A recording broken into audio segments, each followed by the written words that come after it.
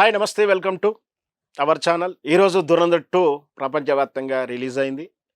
'Dhurandhar 1'కు సీక్వెల్‌గా release అయినటువంటి చిత్రం. Collection పరంగా బజ్ క్రియేట్ చేసుకుంటూ రికార్డ్ బ్రేక్ చేస్తుంది ఇది. 'ధురంధర్ 1'లో వదిలినటువంటి ప్రశ్నలకు సమాధానంగా 'ధురంధర్ 2' కంటిన్యూ అవుతుంది.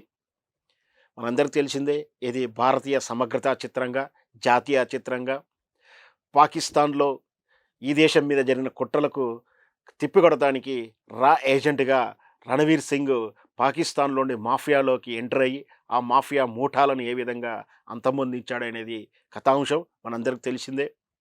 కరాచీ నగరానికి దగ్గర ఉన్నటువంటి నైరో పట్టణంలో ఉన్నటువంటి ఈ మాఫియాలు చివరికి పాకిస్తాన్ ప్రభుత్వాలనే శాసించే స్థాయితో పాటు భారతదేశం మీద ఏ విధంగా అయితే ఉగ్రవాదుల దాడును పురికొల్పిందో, ఏ విధంగా అయితే ఆర్థిక వ్యవస్థను చిన్నాభిన్నం చేయడానికి దొంగ నోట్ల సరఫరాని ఏ విధంగా చేసినటువంటి ఆ మాఫియాని అంతమొందించడానికి భారత రా ఏజెంట్గా పాకిస్తాన్లోకి, ఈ మాఫియాలోకి సామాన్య కార్మికుడిగా వెళ్ళినటువంటి రణవీర్ సింగ్ హీరో హజ్జా అని క్యారెక్టర్తో, సినిమా క్యారెక్టర్ పేరు అది, అందులో ప్రవేశించి క్రమంగా ఒక్కొక్కరిని మట్టు పెట్టుకుంటూ వెళ్ళిన క్రమం మనం అందరికి తెలిసిందే.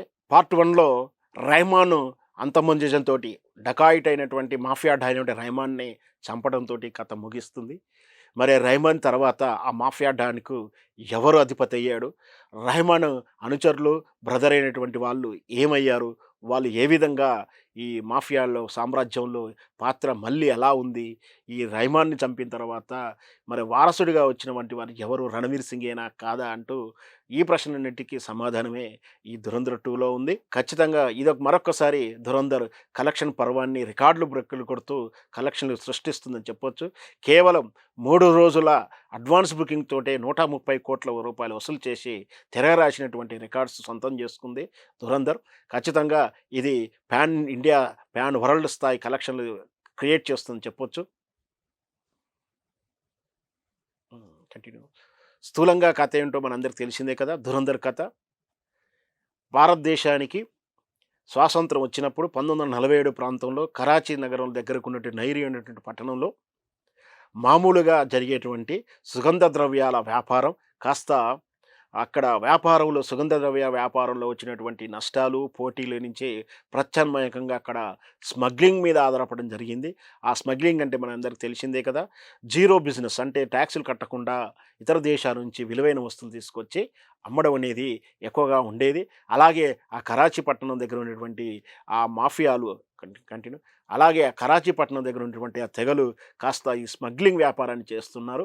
చేస్తూ క్రమంగా వాళ్ళు ఎప్పుడైతే ఈ స్మగ్లింగ్‌లో కాంపిటీషన్స్ పెరిగిందో, ఆధిపత్యం పెరిగిందో, అది ఆధిపత్య పరుల్లో మర్డర్‌లు, కాస్త అది రౌడీయిజం మాఫియాగా తయారైంది. ఎప్పుడైతే మాఫియా తయారైందో అప్పటి నుంచి వాళ్ళు మాదక ద్రవ్యాలు, గంజాయి లాంటి నిషేధమైనటువంటి వస్తువుల వ్యాపారానికి ఆధిపత్యంతోటి చేయడం జరిగింది. ఆ తర్వాత క్రమేపీ జరుగుతున్నటువంటి పరిణామ క్రమంలో భారతదేశం మీద కూడా వాళ్ళ కన్ను పడిపోయింది.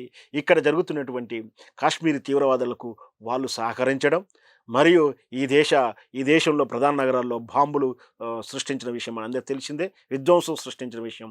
దాని వెనుక కూడా ఈ కరాచీ మాఫియా ఉంది. ఈ మాఫియాలు మన దేశంలో జరిగినటువంటి విమాన హైజాకుల విషయంలో గానీ, బాంబుల విషయంలో గానీ ఈ మాఫియా ప్రమేయం ఉన్నందుకు భారత ప్రభుత్వం సీక్రెట్ ఏజెంట్‌ని పంపించి ఆ మాఫియాను మట్టుపెట్టేటువంటి క్రమంలో నుంచి వచ్చింది కథే 'ధురంధర్'.